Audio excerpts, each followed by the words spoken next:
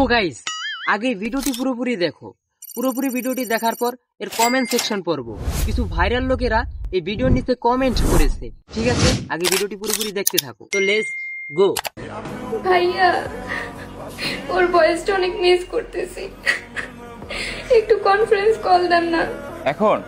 Please ভাইয়া, ওর voice একবার শুনতে চাই, প্লিজ ভাইয়া প্লিজ। আচ্ছা ঠিক আছে।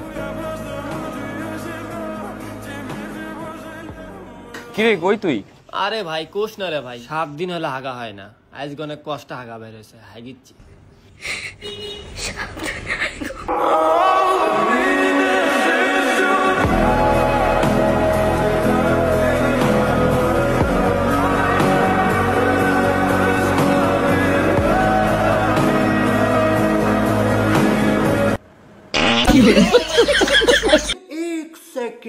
तो चलिए शुरू करते हैं।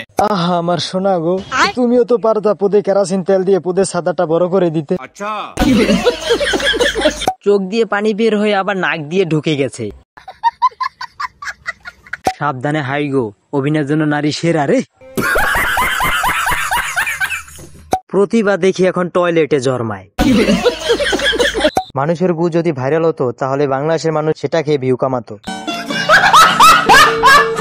ভাই আপনি ভুল করে প্যান্ট পরেই হাঁকছেন, গু তো সব প্যান্টই লেগে যাবে। তো দাঁড়াও, এই ভিডিওর পার্ট 2 রয়েছে। তো পার্ট 2 না দেখা পর্যন্ত আপনি কিন্তু বুঝবেন না ভিডিওর মূল কাহিনী কি। আরো সেলিব্রিটিরাও কিন্তু এখানে কমেন্ট করেছে। তো লেটস গো। হাঁকতে চাহিয়াও হাঁকতে পারিনি আমি তোমার কণ্ঠ শুনে। সাবধানে হাইগো বলেছিলে তুমি নরম কণ্ঠ স্বরে।